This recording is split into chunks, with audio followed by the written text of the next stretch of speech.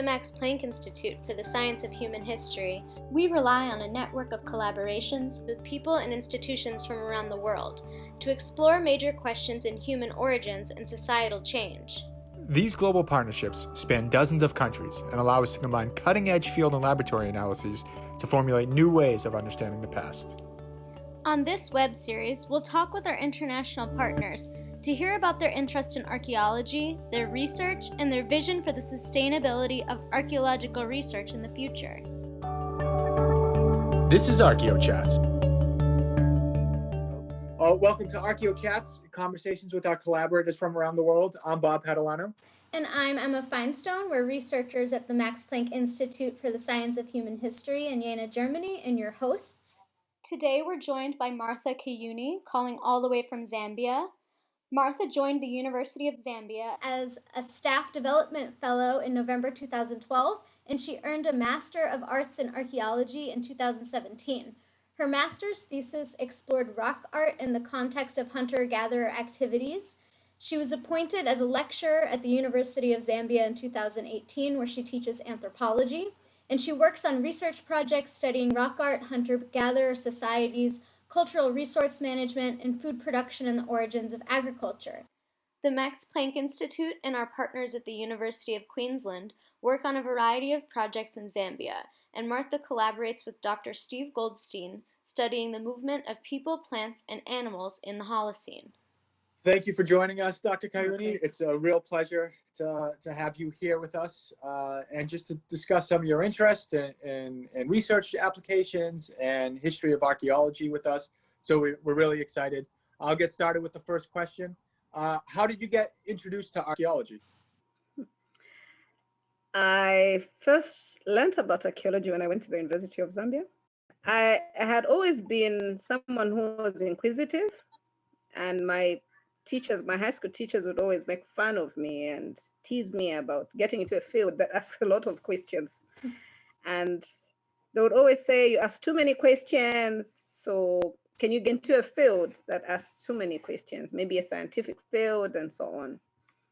So by then, Zambia hadn't yet introduced archaeology. And somehow, God willing, when I went to the University of Zambia in my second year, that's when Professor Msonda started the section of archaeology. And I think we were the first stream of archaeology students.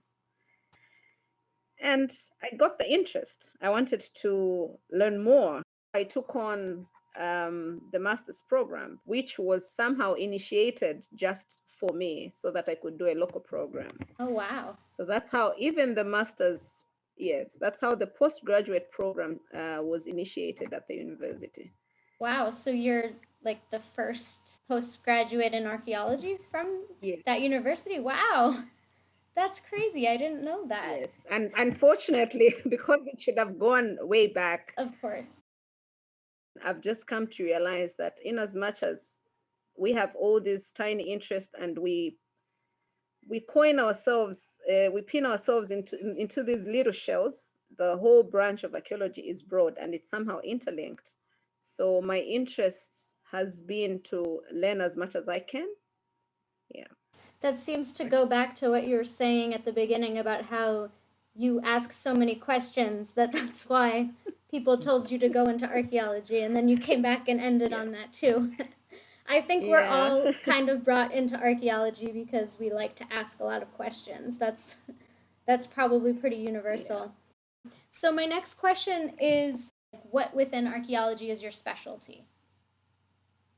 My specialty is rock art. So what about rock art drew you in? What do you like about studying rock art? I first didn't have the interest. My interest was more of the ecological part and ethnography. So I really didn't know where I was going to put that. So when I got to tell Professor what I wanted to do, and he basically guided me into rock art, and he gave me reasons why. Zambia is one of the countries that is endowed with numerous rock art sites. And maybe roughly we have 4,000 archaeological sites. Wow. but we didn't have then a specialist in rock art. So they would always ask people from South Africa to come and look at the rock art and work in collaboration with national museums. And I think a few months before I took on the master's program, professor was informed of a new rock art site, which is Shiwa Ng'andu. So nobody had worked, nobody had seen it. So that's how he communicated with National Heritage, and National Heritage confirmed. So he said, no, I think this is what you should do, so that even when we introduce a new program in rock art, you basically take on that field. I said, I think I'll give it a try. And being one of the greatest mentors I think we have in the country, I believed in that. And I thank him, because now I've fallen in love with rock art. And when you compare to what has been researched so far, it's like it's a drop in an ocean. We definitely need collaborators, but not only in rock art, we also need you guys. I was just talking to Emma earlier on, and I said, we have so much from the early Stone Age all the way to Iron Age. Zambia is a place that has got everything covered in one place. So whichever field you're going to look at, we still need you. Yeah, I mean, as Emma and I are both, we do early Stone Age, and so we would always be welcome to come and collaborate with you and come see your country and start some projects. It would be fantastic. Yeah, we would love to work in Zambia. But we're going to expect you to come and do research here. Okay, if you're inviting, I'll be on my way. Don't worry about that.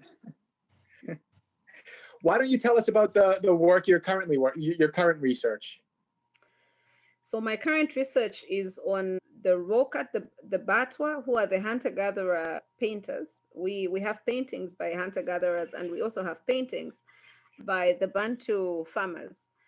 And I've got a research coming up as well, where I'm looking at indigenous knowledge systems by the prehistoric people in relation to modern ways of life.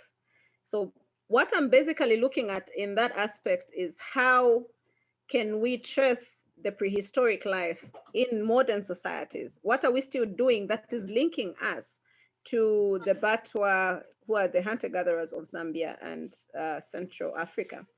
One of my research is looking at a new site, totally altogether, unrecorded, untouched, that has got beautiful red geometric paintings, rock paintings. So that's something that I have also looked at. Are you doing excavations as well? In two places, I'm doing excavations. And the reason why I am doing excavations, because it should give me leverage of things that we could get as samples for dating. Right.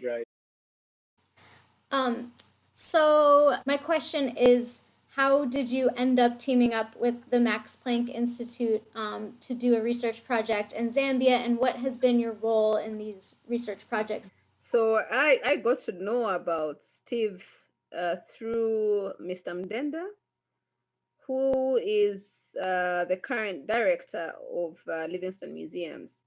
And when he told me there are some researchers coming on, I was excited, because we are supposed to provide mentorship and training to our students, but through using such vehicles. So when Steve came to Zambia for the research, we were privileged to bring our students on board. I had to accompany them. But then I'm the one who basically lobbied through the museum and insist that the students should basically be part and help out, as Steve would teach them using modern technology, which we don't have. But Max Planck has that privilege. So that's how the collaboration came in. And I should say that that's one thing I appreciate about Max Planck. They have this modern take, which universities like us are not privileged to have or to buy. So we still get to train our students using that collaboration with Max Planck via the museums. You have labs, which we don't have. And my experience and the good work that Max Planck is doing, I wish all my students would be privileged to get that expertise, even just to form or maybe to give them a platform where we could have conference calls and people get to talk with these experts in different fields of archaeology. Because what I can do is not what Emma can do, what Bob can do. We have different specialities, and not everybody is going to do rock art. But when they're interacting with people who are specialized in specific fields, it gives them a totally whole different picture. So that's something that I'm trying to get to. Yeah. Yeah, Martha, I think you really made some incredible points right there. One, yeah, here at Max Planck, we are really privileged with our lab spaces and our financial resources and things like that. But what we really want to try and do going forward, we want to have this outreach where we can train new archaeologists in these techniques, and whether or not they have the labs, then they have this knowledge that they can come and visit us here in Germany and then do the work themselves and really lead these projects. So it's not just us coming in and leading these projects. So I really like that you brought that up. And you also made a really good point that, yeah, we should do better now that we're doing these Zoom calls or these online conferences. We should do better. We should just talk with your students when they have questions or if they want to learn something. They should really feel free and open to just send us emails and request a conversation with us. I know there are a lot of people here that would be happy to share their research or just talk about archaeology or archaeological sciences. No, I think that's part of also why we're trying to open up these conversations with our international partners, because there are better ways for us to all stay more connected. Because in order for archaeology to be a successful field moving forward, we have to make sure that training is accessible to everyone, and we can definitely do a better job of that. I'll personally appreciate that. Martha, you participated in the international workshop last year, the one that Max Planck hosts for, would you like to just talk about your experience coming to Germany and doing the workshop? Oh, yes. It's something I always tell my students about. I was very happy to attend and I learned a lot. And one thing that really impressed me, how you work together as a team, how efficient Max Planck has been, basically to just introduce new fields, new methods in the field of archaeology. Because what I saw in the lab was, for me, I took it as a challenge. That's something that should be presented to everyone. And not only that, Max Planck is ready to bring everybody on board to share not only their experiences, but also to contribute in a very positive way on their research, and they're willing to help others, even expose their research to the people that they're collaborating with. So for me, it's something that I think I've learned, and I wish it was happening everywhere else.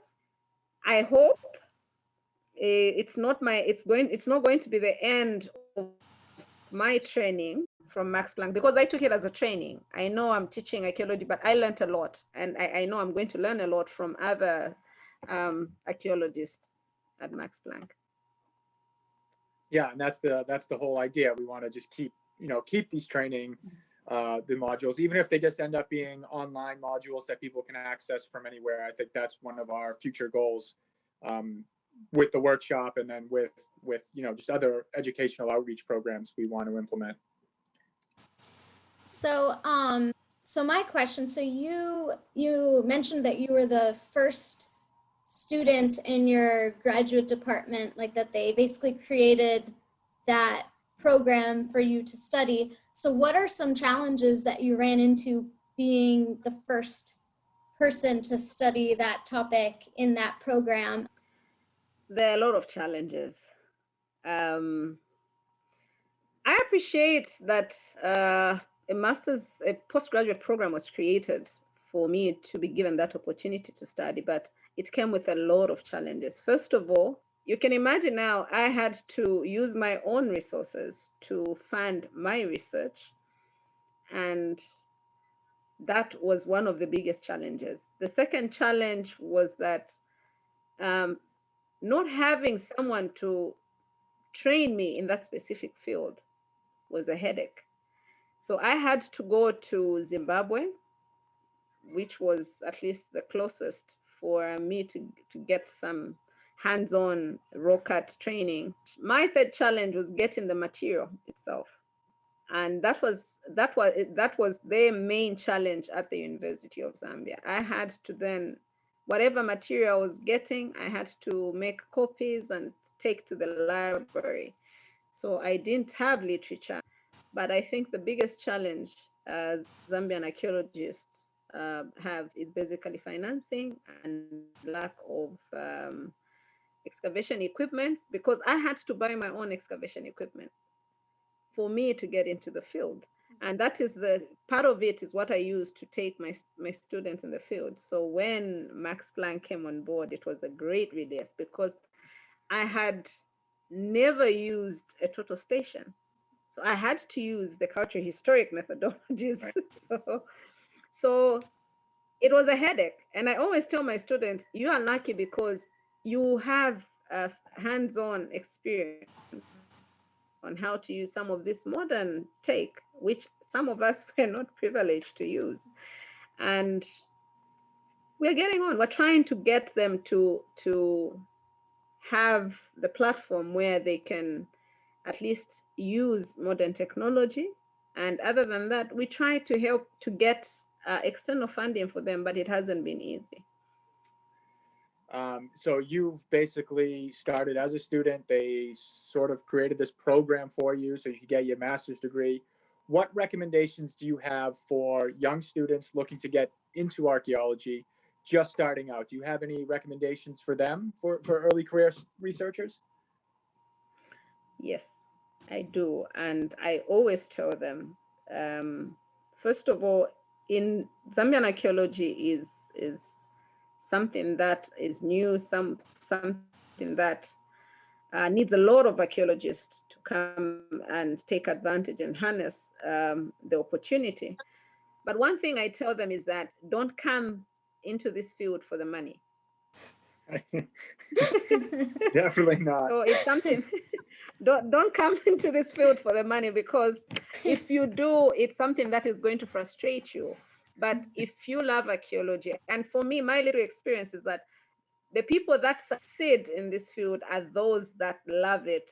And I give them my personal experience. I said, I told myself, I'm going to do this thing because I want to learn more about archaeology.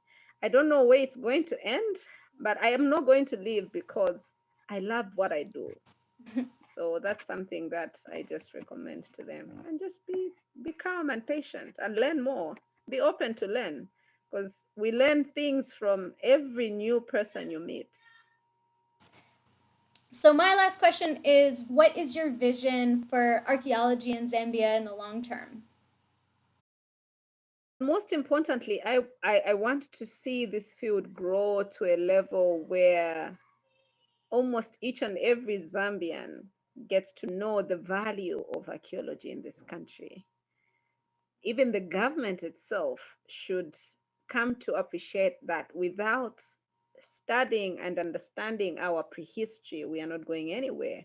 So let's place some emphasis, some funding, some contribution, some value to this field, not the way I think people perceive it as one of those fields that they can do without.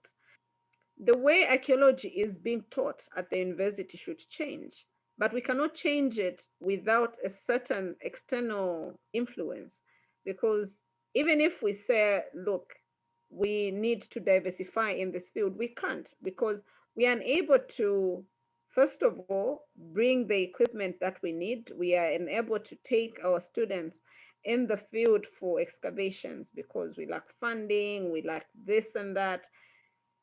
So for me, it's a matter of, we need people like you who should come and join the university to broaden the scope of what we teach. Us teaching on a few theoretical issues and then specializing in our field is not enough. So for me, I want our section of archaeology not to end as a section. It should be a fully fledged department with 20, 30 archaeologists working there with totally different specialities that could benefit not only the students, but also the research in the country. But for me, until we get there, I think that's when I can say, I think I'm done. Let me pave way for other people to take on, because I don't see myself being there to eternity. And that's one thing that has kept me at the university. I want to see to it that we train as many people as possible. We have a lot of collaborators. We have a lot of lecturers in different fields that are going to take on this job. So until then, I think maybe afterwards I'm going to retire and get into consultancy or something. Well, I think it's just so tremendously impressive that you moved forward in this field basically when it barely even existed. You almost created it in the place that you were studying, and it's so wonderful that we get to have the Max Planck Institute partner with you, and in the future we want to work towards all of these goals. Thank you. Yeah, I agree. I think this is, I think your goals are incredible. I hope we can help out. I think we should maybe set up some seminars where we can give talks based here to some of your students. I mean, these are all things we can talk about, future collaborations, but really, it would be fantastic to work with you and help out in any way we can. Feel free to bring as many researchers to Zambia as possible, because we need a lot of research. A lot is not known. Yeah, it sounds like there's a lot of work that needs to be done in Zambia. Yeah. The very last thing we have is an ArchaeoQuiz question for Bob about your master's thesis. So Bob, Martha identified and studied 10 different rock art sites for her master's thesis. Which of these animals is represented in the rock art that she surveyed? A snake, B, a giraffe, C, an elephant, or D, a slug? I think I'm going to go with C, an elephant. You're correct. I actually saw a picture of it in her master's thesis. I'm not even a rock art person. I don't know that much about rock art, but I thought it all looked really beautiful. Thank you. You should come and see them in person. They're even better. We can do that. We'll convince Max Planck to send us on a trip down there. Thank you so much. This was awesome. This was excellent. We really appreciate you taking the time to talk with us. And I'm sure that we'll talk to you again in the future. Definitely. I'm looking forward to it. And thank you for identifying me to be one of your interviewees. So, yes. Thank you. All right. Bye. Bye.